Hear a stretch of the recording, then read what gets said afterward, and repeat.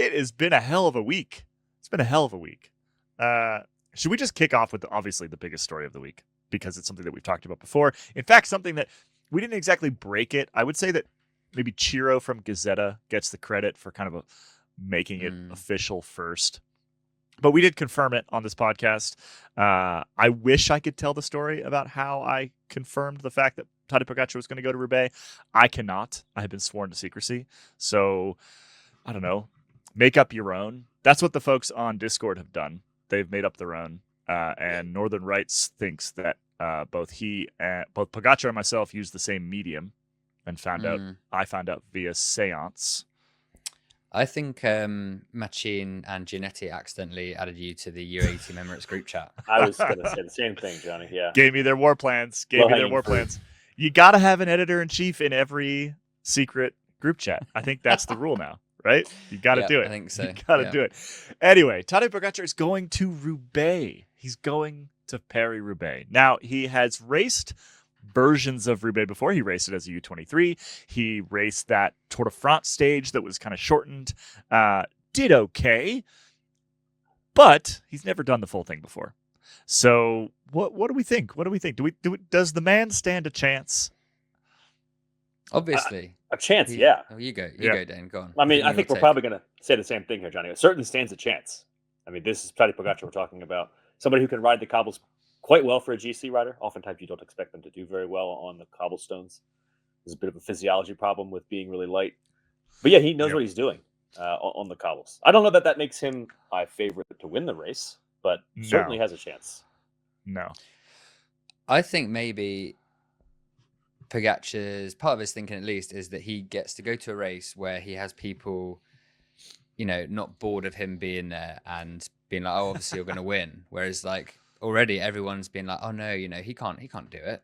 He can't do it. He's, the laws of physics don't mean that he can't do it. It's like, when did the laws of physics ever apply to Tadej Pogačar? Well, they applied to San Remo. I get. Oh, mate. The laws of physiology. The laws of physiology applied at San Remo, which is that he doesn't have as many fast twitch fibers as Mathieu van der Poel, and that's the reality for him, right? I think the weight. But that doesn't necessarily mean. I don't think the weight has anything to do with San Remo. No. It's just pure sprint watts.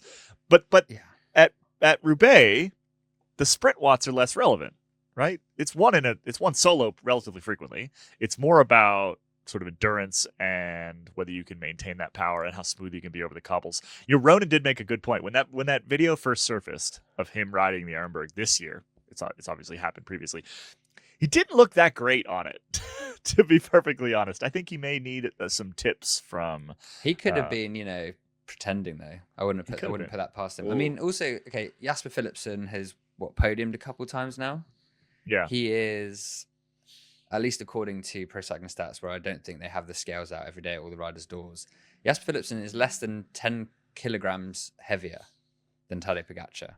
Yeah. Look, I don't know all the ins and outs of all that performance stuff, but that doesn't seem like that much difference, especially considering how talented Pogačar is. Everyone's saying that, there's no chance, whatever. He's won 44% of every single monument that he's lined up at. And he's lined up at 16. This isn't just like a one and done thing. Yeah. The guy's insane.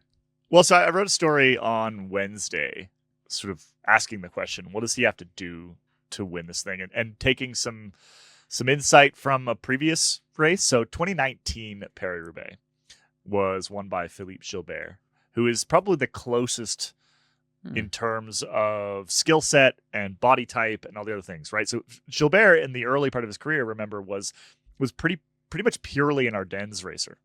I mean, think back to 2011, where he just had one of the most incredible seasons of any of that type of racer that we have ever seen, where he basically won everything, right? And he was the guy who, would get to the Mur de Huy and would just take off, and absolutely nobody could keep up. Very much kind of like Pogačar is. Gilbert never had the Grand Tour chops, but he never really tried either. He was more sort of, if you haven't gotten rid of me by the finale of a hilly race, I am going to beat you. That was Gilbert's vibe. Toward the end of his career, he shifted toward cobbles, right? So by 2017, I think he'd gained a little bit of weight. He'd kind of just shifted his perspective. He was less kind of punchy and more just, put the power down for long periods of time. That often happens with riders when they get older anyway. By 2017, he was flying and he won the Tour of Flanders, right? 2 years later, comes back, 2019, he's racing for Quick Step and he wins Paris-Roubaix, which is something that if you'd asked anybody in 2011, 2012, whether Philippe Gilbert was going to win Roubaix, they'd say no, right? That was like the Tom Boonen era, the Cancellara era, very different types of riders. But that race does kind of inform us in some ways of how Pogačar could potentially do this, because there were a couple things working in Gilbert's favor. One, he had the strongest team in the race by a long shot. I would say that Pogačar doesn't necessarily, but Pogačar probably does have one of the favorites on his team, who's Niels Pollitt. Well, Niels Pollitt was second to Gilbert in that 2019 edition, and I think as you've made the point, Caley, before, Niels Pollitt could be the one who benefits most from having Pogačar at the race. Everyone's like, the big boss comes to town, he wants to win. Obviously, he wants to win, but a race like Roubaix, anyone from your team could win, especially if you go into a move up the front, never get seen again. Yep. Yeah, that was really everyone helpful. looking the other way. With Pogačar, well, certainly with Terpstra, and then with Gilbert, you had, I think, Stibar was the guy that year for the team, where maybe more eyes are on Stibar as the actual favorite, even though Gilbert's got all the press hype coming in because he's trying to win this race. Yeah, I think that the Pogačar dynamic could be pretty similar. Yeah. So tactically, I think he has to look at a race like that and a couple others over the years that have had sort of similar outcomes. That was an odd race. Like there was no early breakaway, for example, in 2019. There was no early breakaway. They just never let one go. And that's unusual at Roubaix. It's less unusual in the last couple of years, but I think it was very unusual up until COVID when racing really changed. So that made the race really hard, which is good for a rider like Gilbert. I think that UAE has to do the same thing. The race has to be really, really hard. They have to push it early, right? They have to pre-Arenberg start to split stuff up, because what Pogačar's not going to be able to do particularly well this first time around is manage positioning at Roubaix, right? He's just not going to be that good at it because he's only done the race one time before. So the smaller the front group that they whittle it down to, the better. And then, they just have to play the numbers game, right? I mean, he does have Florian Vermeersch, who's also been top 5 twice, I believe, at Roubaix.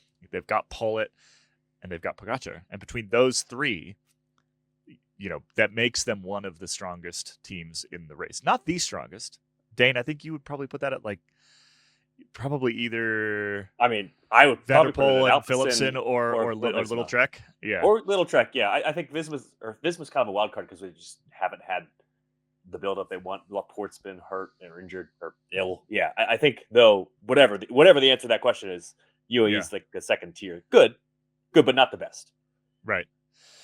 So, tactically, it's possible. We've seen similar things happen before.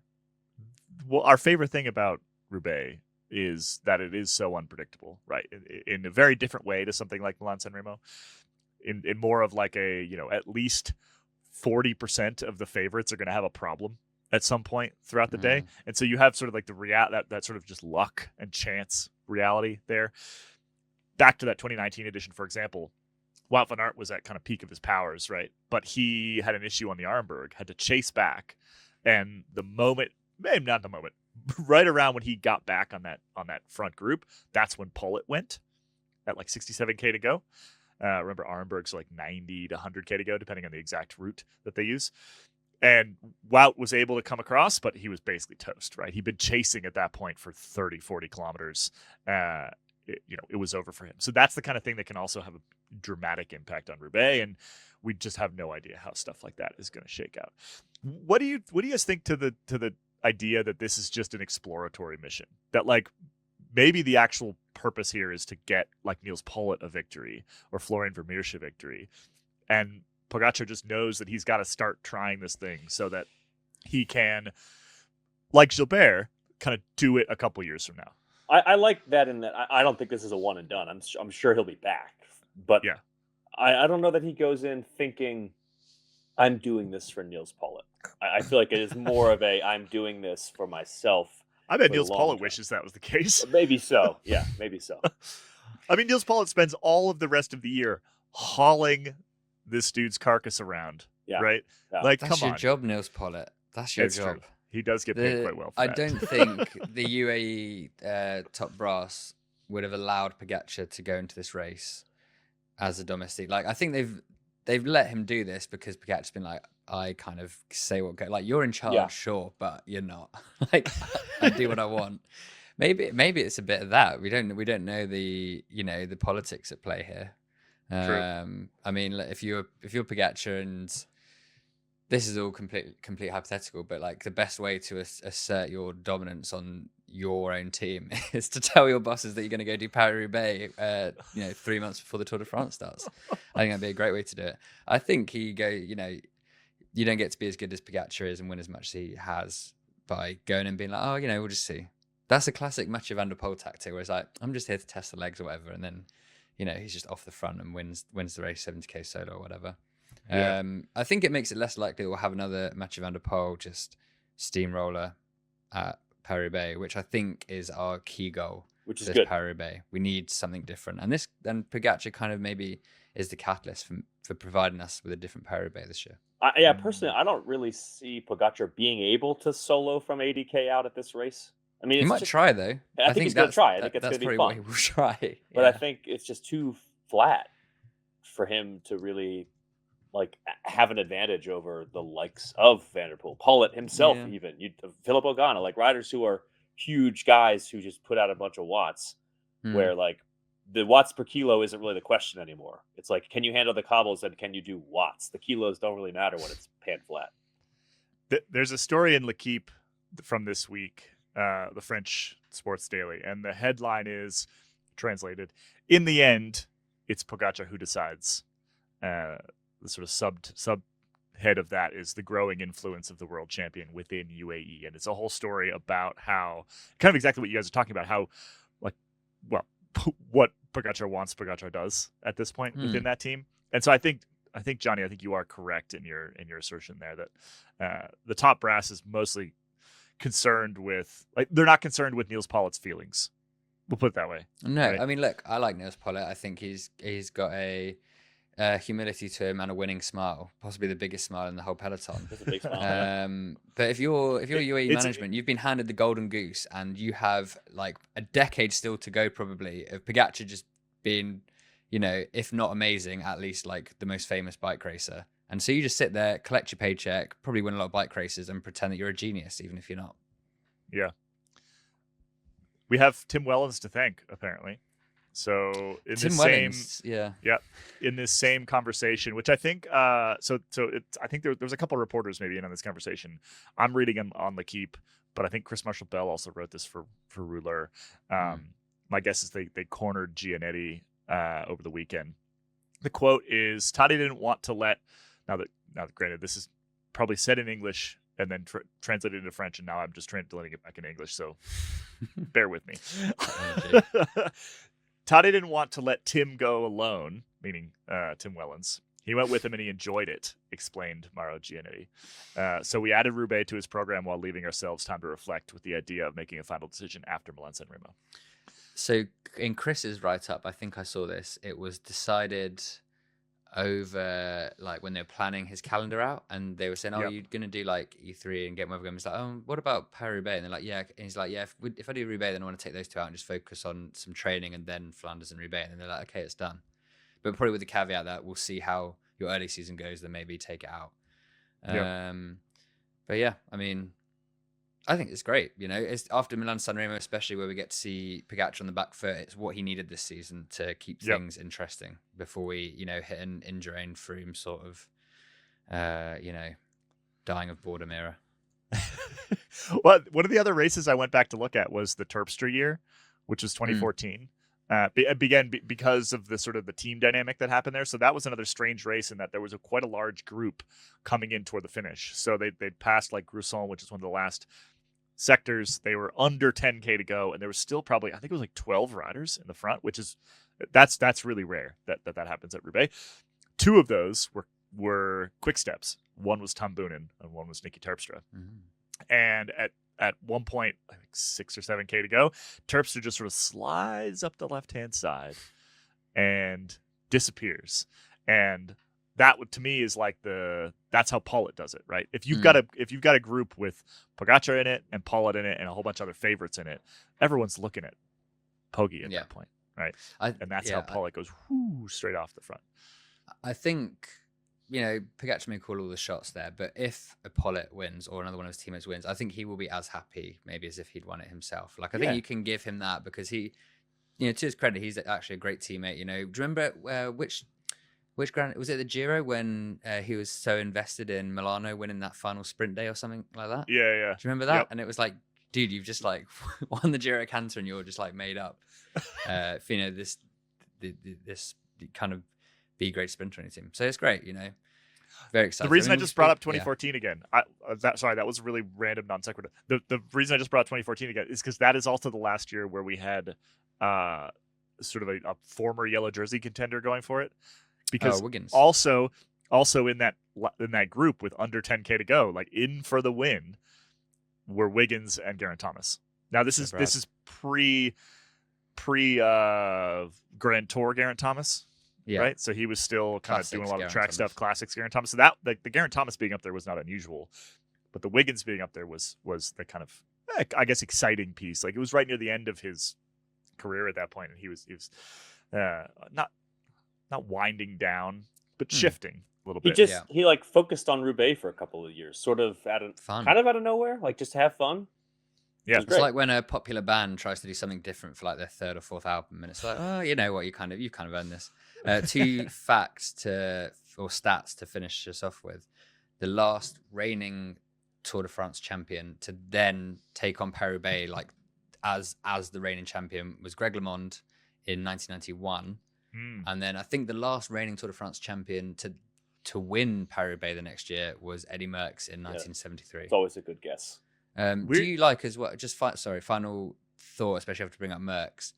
I like how we've just completely transitioned to the question of how Merckxian is Pogačar to just accepting it completely. Like it's not even it happened so quickly. I feel like this time last year we were probably still asking the question of whether he is the new Merckx, but now it's like obviously he is.